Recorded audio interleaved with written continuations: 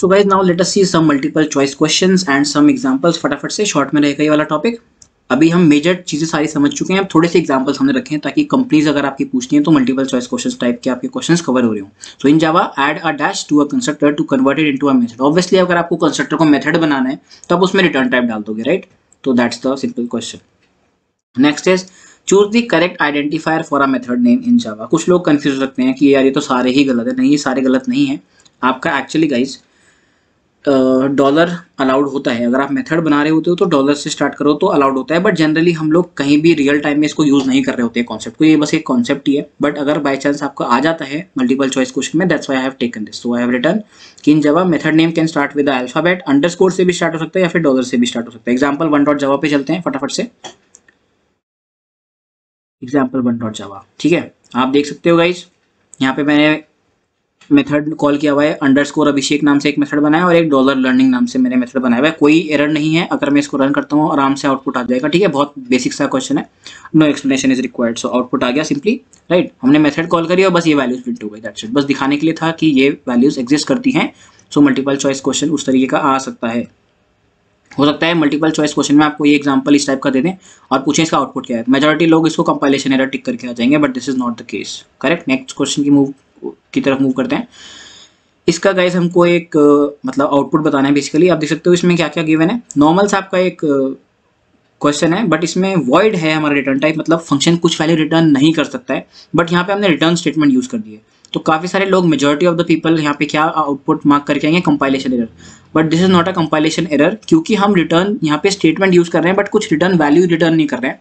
That's why ये completely normally execute होगा, ठीक है। हमने एग्जाम्पल बनाया equal to new example and t2 dot show, तो शो मेथड कॉल होगा। शो मेथड में हमारा शो मेथड प्रिंट हो जाएगा, that's it, very normal. So output आएगा आपका शो मेथड। मैं आपको प्रूव करके दिखा देता हूँ। एग्जाम्पल 2.java पे चलते हैं, सिंपली हम डायरेक्टली इसको रन कर देते हैं, राइट। देखिए गाइस वही कोड है एंड आउटपुट आ गया show method. So normally return लिख रहे हो तो कोई फर्क नहीं पड़ेगा, अगर रिटर्न के आगे कुछ वैल्यू लिख रहे हो तो दिक्कत हो जाएगी, right. This is the scenario. Next question की तरफ मूव करते हैं। What is the output of the below Java program? Again एक और आपके लिए एग्जाम्पल है गाइस। यहाँ पे हमने एक एग्जाम्पल ले रखा है एंड हम देखते हैं कि क्या प्रॉब्लम या फिर क्या इसका एरर या फिर क्या इसकी वैल्यू आने वाली है। तो late us see that in the IDE itself। यहाँ पे थोड़ा सा बेहतर दिख रहा होगा हमको, जूम कर लेते हैं। एक एग्जाम्पल 3 बनाया गाइस हमने। यहाँ पे केक्स नाम का वेरिएबल रखा है, ठीक है। एक मेथड यहाँ पे बना दिया हमने सिंपली और मेन में गए, तो मेन से एग्जीक्यूशन स्टार्ट होती है। So let's go to the main directly. Example 3 OB equals to new example of 3। Normal एक हमने एग्जाम्पल 3 ऑब्जेक्ट बनाया, कंस्ट्रक्टर कुछ नहीं है तो हमने कंस्ट्रक्टर कॉल नहीं होगा इस वाले से, मतलब कंस्ट्रक्टर कॉल होगा, ऑब्वियसली कंस्ट्रक्टर कॉल होगा, डिफॉल्ट कंस्ट्रक्टर कॉल हो रहा होगा। बट क्योंकि उसकी ऑलरेडी डिफॉल्ट वैल्यू है तो यहाँ पे उसमें कुछ मतलब जीरो वैल्यू ओवरराइड नहीं होगी। अब आप देख सकते हो OB डॉट ऑर्डर को हमने कर दिया 10, correct, and then simply we are trying to print this value. तो गाइस यहाँ पे हमारा क्या सिनेरियो हो रहा होगा, हमने यहाँ पे OB डॉट ऑर्डर 10 किया, ठीक है। तो ऊपर वैल्यू गई, यहाँ पे हमने दिस डॉट केक्स में मतलब इसकी वैल्यू 5 को हमने ओवरराइड करके 10 कर दिया। तो सिंपली गाइस हमारी वैल्यू जो है 10 प्रिंट हो जाएगी, not an issue.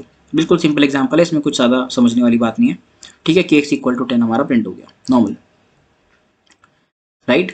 So the thing which is happening is यहाँ पे बस OB डॉट ऑर्डर हमने किया तो ये मेथड कॉल हुआ। मेथड कॉल हुआ तो हमने this dot cakes equal to cake किया हुआ है। तो दिस डॉट केक्स का मतलब क्या होता है, हम ऊपर बहुत सारे एग्जाम्पल्स में समझ चुके हैं कि दिस रिप्रेजेंट्स द करंट, मतलब जो हमारा ऑब्जेक्ट है और करंट ऑब्जेक्ट की वैल्यू फिलहाल केक्स की 5 थी, तो हमारा this dot cakes equal to cakes जो हमने यहाँ से भेजी है 10, तो 10 होगी, ओवरराइड हो गई वैल्यू, 10 प्रिंट हो गया, करेक्ट। नेक्स्ट आउटपुट वाला क्वेश्चन अगेन।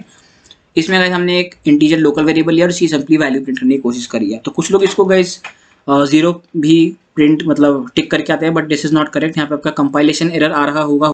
सो गाइस इसका आउटपुट हमारा जो आ रहा होगा क्या होगा, output will be a compilation error, right. Why compilation error भैया, क्योंकि देखिए आपने यहाँ पे इसको इनिशियलाइज नहीं किया है। हमको गाइस हमेशा लोकल वेरिएबल्स को इनिशियलाइज करना पड़ता है, वरना वो कंप्लेन करता है जो हमारा कंपाइलर है। मैं आपको दिखा देता हूँ एग्जाम्पल 4, देखिए मैं आपको इसको जूम करता हूँ। अगर हम इसको हटाते हैं तो यू कैन सी गाइस ये बोल रहा है कि variable local variable might not have been initialize. तो हमको लोकल वेरिएबल्स को इनिशियलाइज करना होता है तभी हम उसको यूज कर सकते हैं डायरेक्टली।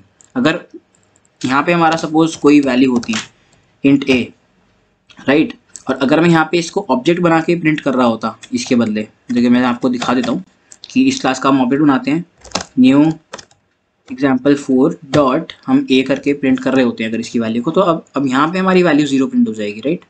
यहाँ पे कोई एरर नहीं आएगा। देखिए 0 प्रिंट हो गई, डिफॉल्ट वैल्यूज प्रिंट हो गई। डिफॉल्ट वैल्यू क्यों प्रिंट होती है? अब कुछ लोग सोच सकते हैं, पूछ सकते हैं भैया इसकी तो वैल्यू 0 आ गई है, इसकी तो वैल्यू आ नहीं रही है। क्योंकि गाइस इंस्टेंस वेरिएबल जो होते हैं आपके, उनकी डिफॉल्ट वैल्यूज उसको प्रोवाइड होती है, but this is a local variable. Local variables की आपको वैल्यूज जो है मतलब प्रोवाइड नहीं होती, वो हमें करनी पड़ती हैं। तो अगर मैं इसको यहाँ पे देता हूँ एक्सटर्नली कि इक्वल टू 8 है मेरी वैल्यू, तो तब जाके मैं इसको सिंपली नॉर्मल सी वैल्यू है कि मैं इसको लोकल वेरिएबल को प्रिंट कर सकता हूँ, राइट। तो हमारा आउटपुट आ जाएगा 8, नॉट अ बिग टास्क। ठीक है, 8 आ गया। Let's move to the next question. Okay, next is, दे रखा है, इन्होंने बोला है कि choose the correct way of calling the second constructor from the first constructor. ठीक है, देखो पहला ऑप्शन तो पहली गलत हो गया, क्योंकि दिस जो आपकी स्टेटमेंट हो रही होती है वो सबसे पहली स्टेटमेंट होनी चाहिए आपकी, है ना, ये मैं आपको पहले बता चुका हूँ। इसलिए ये गलत है। सेकंड वाला जो है हमारा, इसीलिए ये सही है, क्योंकि हमने यहाँ पे दिस को पहले यूज किया है। तो दिस ए जो हम करेंगे कैरेक्टर को, तो ये हमारा इस वाले को कॉल कर देगा कंस्ट्रक्टर को। दैट्स वाई आंसर हमारा हो गया। ओके, आंसर हमने ए लिखा हुआ है, but answer is B guys, right. So guys as you can see, यहाँ पे हमारा एरर आ रहा है। ठीक है, पहला वाला केस मैंने लिया, दिस स्टेटमेंट को मैं पहले यूज नहीं कर सकता हूँ, बट अगर मैं इस स्टेटमेंट को यहाँ से हटा करके पहली जगह डाल देता हूँ, तो आप देख सकते हो कि इट इज कम्प्लीटली वैलिड, कोई कंपाइलेशन एरर नहीं आ रहा है, correct. So that is the reason हमारा जो ऑप्शन बी है यहाँ पे, ये वाला करेक्ट हो गया है, correct. Now let us see, it says what is the output of the following Java program. Directly guys example 5.java देखते हैं। सो देखिए गाइस, एग्जांपल 5 नाम की क्लास हमने बनाई है। यहाँ पे हमने एक डिफॉल्ट कंस्ट्रक्टर बनाया है, प्लस हमने यहाँ पे एक मेथड बनाया हुआ है। तो सिंपली दोस्तों हमने मेन बनाया, और हम यहाँ पे क्या करें, example 5 equal to new example. Object हमने क्रिएट किया, तो ऑटोमेटिकली हमारा डिफॉल्ट कंस्ट्रक्टर कॉल हो रहा होगा, तो सिंपली वैल्यू आएगी एंटार्क्टिका। ठीक है गाइस, आप देख सकते हैं एंटार्क्टिका हमारा प्रिंट हो गया। बहुत ही सिंपल हमारा क्वेश्चन था ये, simple question. And example 5 class name है, वही हमारा मेथड का भी नेम है। This is not a problem guys, ठीक है, ये हम बहुत बार डिस्कस कर चुके हैं।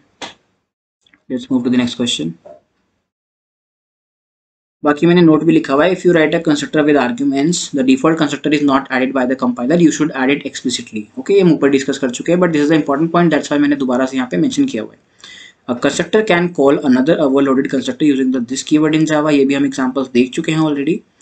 आउटपुट देखते हैं गाइस एग्जांपल नंबर 7 का डायरेक्टली। सो एग्जांपल नंबर 7 ये है हमारा, इसमें हमने एक डिफॉल्ट कंस्ट्रक्टर बनाया है, प्लस हमने यहाँ पे एक पैरामीटराइज कंस्ट्रक्टर बनाया हुआ है। सो लेट अस सी, कंट्रोल Z। ओके, सो हमने मेन से हमारा एग्जीक्यूशन स्टार्ट हुआ। हमने एक एग्जांपल 7 नाम से हमने ऑब्जेक्ट बनाया, तो डिफॉल्ट कंस्ट्रक्टर कॉल हो रहा होगा आपका। फिर यहाँ से हमने दिस ऑफ 20 कॉल किया। ठीक है गाइस, ये आपका कंस्ट्रक्टर चेनिंग वाला एग्जांपल आ गया। तो यहाँ पे हमारा ये यहाँ पे जाएगा control, and then simply print होगा बर्ड्स, और यहाँ पे हम 20 भेज रहे हैं, तो इसलिए बर्ड्स 20 प्रिंट हो जाएगा, एंड दैट्स इट। और कोई हमारी प्रिंट स्टेटमेंट है ही नहीं। So output will be simply birds of 20। ठीक है, आउटपुट आपका ये आ गया। Now let's move to the next question. So birds equals 20 is your answer. Let me bold it and let me highlight this as well, right?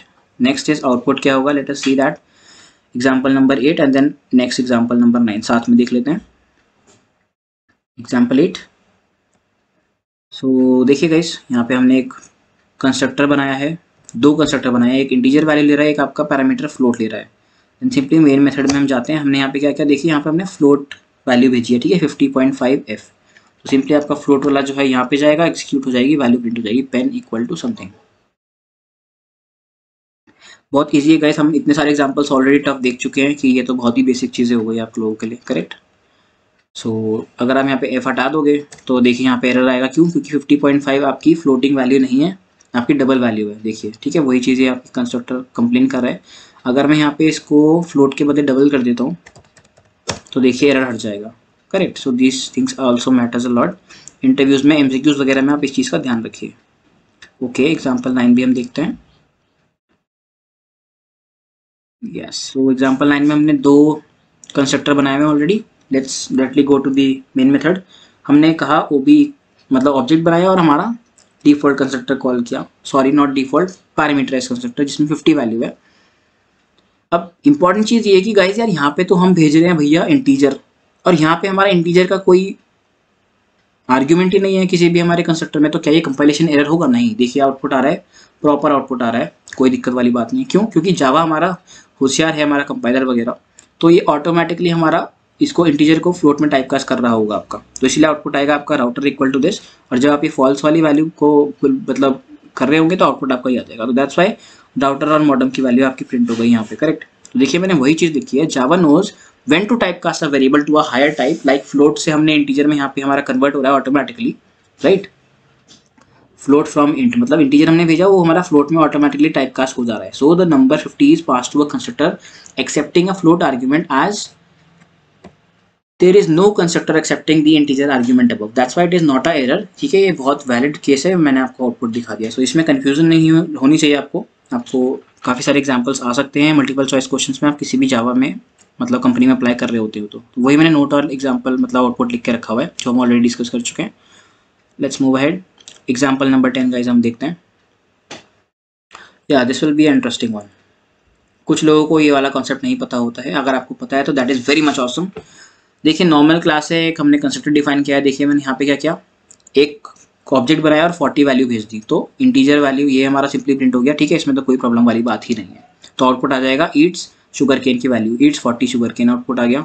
मैं इसको run भी कर देता हूँ चाहे तो। देखिए इसमें कोई एरर नहीं है। कुछ लोग सोच सकते हैं कि यार हमने यहाँ 5-6 वैल्यू भेज दी और किसी भी कंस्ट्रक्टर में 5-6 वैल्यू तो हम रिसीव ही नहीं कर रहे हैं ना। यहाँ पे इंट एज है और यहाँ पे इंट ये भी इंटीजर टाइप की वैल्यू है। बट गाइस इंपॉर्टेंट चीज़ ये है, जो 3 डॉट्स जो हम यहाँ पे यूज़ कर रहे हैं ना, इसका मतलब होता है वेयर आर्ग्स कॉन्सेप्ट। तो ये हमारा मतलब एरे की तरह आपका एक्ट कर रहा होता है। कई बार सिनेरियोज होते हैं जबकि मुझे नहीं पता कि मेरे को एक कंस्ट्रक्टर कॉल करना है बट मैं कितनी वैल्यू भेजूंगा, है ना। अब जैसे मेरे को पता है मैं यहाँ एक वैल्यू भेज रहा हूँ तो मेरा एक वैल्यू वाला कंस्ट्रक्टर कॉल हो गया। यहाँ पे मेरे को पता है कि मैं यहाँ पे एक और एक 2 वैल्यू भेज रहा हूँ, तो सपोज एक इंटीजर ये हो गया और एक इंटीजर ये हो गया। बट हो सकता है कि मेरे को कभी 10 इंटीजर भेजने पड़ जाए या फिर 7, 8, 9, मेरे को नहीं पता मैं कितने भेजूंगा। उस सिनेरियो में आप यहाँ पे डॉट डॉट डॉट लगा सकते हो, वेयर आर्ग्स का कॉन्सेप्ट यूज कर सकते हो। So this will act as an array. ठीक है, तो 15 जो पहला है वो एज को चला जाएगा और फिर जो बाकी की वैल्यूज है वो सारी इसमें आ जाएंगी आपकी, राइट। तो 20, 25, 30, 40 आपकी इसमें आ गई। एंड हम प्रिंट क्या कर रहे हैं, ईट्स शुगर केन ऑफ 0। देखिए शुगर केन्स जो है यहाँ पे ये वाला वेरिएबल है ऑफ 0, मतलब ये एरे की 0th इंडेक्स, मतलब यहाँ पे 20 प्रिंट हो रहा होगा। ठीक है, मैंने रन इसको ऑलरेडी कर दिया था, आप देख सकते हो ईट्स 40 शुगर केन आपका आउटपुट आया पहला वाला, इसकी वजह से, राइट, इसकी वजह से हमारी ये वाली लाइन कॉल हुई। देन उसके बाद हमने ये कॉल किया 5 और 10 भेजा, तो क्योंकि हमारा फर्स्ट में एक ही आर्ग्यूमेंट है तो यहाँ पे हमारा इसमें कंट्रोल गया 5 और 10, तो इस एरे में सिर्फ एक ही वैल्यू है 10 और शुगर केन ऑफ 0 की वैल्यू 10 आ गई। That's why it's 10 sugar canes print हो गया यहाँ पे आपका, correct. Then it's 20 sugar canes कैसे आ रहा है भैया, यहाँ पे हमने काफ़ी सारी वैल्यूज भेजी हैं, फिर से हमारा ये वाला कंस्ट्रक्टर कॉल हुआ है क्योंकि एक से ज़्यादा वैल्यूज थी, तो ये हमारा एरे की तरह सर्व हुआ 28 से लेकर 40 तक, ये हमारी वैल्यूज इसमें आ गई। एंड देन सिंपली हमारा शुगर केन्स ऑफ 0 मतलब इसकी 0th इंडेक्स की वैल्यू प्रिंट हो गई 20, तो it's 20 sugar cane. This is important guys, ठीक है। बाकी आप जैसे कई बार लिख रहे होते हो ना public static void main string args, let me show you that concept as well. देखिए जरूरी नहीं कि आप यहाँ पे स्ट्रिंग args ही लिखोगे, यहाँ पे आप चाहो तो string dot dot dot args भी लिख लोगे, वो भी एक ही बात है, ठीक है, नॉट एन इशू। तो ये भी हमने एग्जाम्पल देख लिया, वही मैंने लिखा है Java supports using the var args in constructors, वो हम एग्जाम्पल देख चुके हैं, तो आउटपुट आपका ये आ चुका है। So guys choosing a suitable overloaded constructor happens at run time in Java. ठीक है, कई बार इंटरव्यूज में पूछ लेते हैं, तो मैंने नोट में आपके लिए ऐड कर दिया। कई बार पूछ लेते हैं कि आपका ओवरलोडेड कंस्ट्रक्टर्स मतलब कौन सा कब रन होना है, ये कब डिसाइड होगा, so it happens at run time. Now Java constructor overloading follows dash principle in object oriented programming. It simply follows guys आपका पॉलीमॉर्फिज्म वाला कॉन्सेप्ट, करेक्ट। क्योंकि कंस्ट्रक्टर ओवरलोडिंग की जब बात आती है तो दैट मीन्स हम एक ही नाम से बहुत सारे कंस्ट्रक्टर बना रहे हैं। एंड पॉलीमॉर्फिज्म का मीनिंग हमारा वही होता है, वन नेम मैनी फॉर्म। बाकी पॉलीमॉर्फिज्म के हम बहुत सारे एग्जांपल्स आगे डिस्कस करेंगे in the topic itself, right. So वही मैंने लिखा हुआ है, C is our answer. Overloading of all constructor requires you to specify the name, same name actually to all the constructors, so it satisfy the polymorphism principle of object oriented programming, right। so ये एक और question है, Java allows calling or invoking a method from a constructor। yes, आप constructor से भी method call कर सकते हो, that is completely valid, right। so that's why it is true। 11th example guys हम देख लेते हैं एक बारी। इसमें गाइस देखिए मैंने वही किया हुआ है जो मैंने ऊपर लिखा है ना आप लोगों के लिए, आप हम कंस्ट्रक्टर से मेथड कॉल कर सकते हैं कि नहीं कर सकते हैं, इसमें वही कर रहे हैं। देखिए हमने एग्जांपल लिए, क्लास एग्जाम्पल क्लास में हमने एक मेथड कॉल किया शो, हम वही देख रहे हैं कि ये हमारा होता है कि नहीं होता है। तो आउटपुट शायद हमारा ये आएगा या फिर ये आएगा या फिर ये आएगा, ये हमको बताना है। कुछ लोग कंफ्यूज हो जाते हैं, सोचते हैं कि यार ये शायद वैलिड नहीं होता है, तो दे गेट कंफ्यूज। तो आपको तो कंफ्यूज नहीं होना है, ऑब्वियसली आप लोग हमसे सीख रहे हैं, तो आपका आउटपुट आने वाला है जैम जैम, नॉर्मल आपका फ्लो एग्जीक्यूशन हो जाएगा, ठीक है, कोई कंपाइलेशन एरर नहीं आ रही होगी। 11th एग्जाम्पल पे चलते हैं। You can see guys, zoom कर दिया मैंने आप लोगों के लिए। देखिए ये मेरा कंस्ट्रक्टर है, यहाँ पे मैंने नॉर्मल अपना आउटपुट शो मेथड को कॉल कर दिया है। अब देखिए मैंने यहाँ पे क्या किया है, एक ऑब्जेक्ट क्रिएट किया है, सो इसलिए मेरा डिफॉल्ट कंस्ट्रक्टर कॉल हो रहा होगा। डिफॉल्ट कंस्ट्रक्टर कॉल हुआ तो यहाँ पे मैंने क्या किया, शो मेथड को कॉल कर दिया, और शो मेथड कॉल हुआ तो आउटपुट आपका आ गया jam jam. So this is your answer, jam jam, and that's it.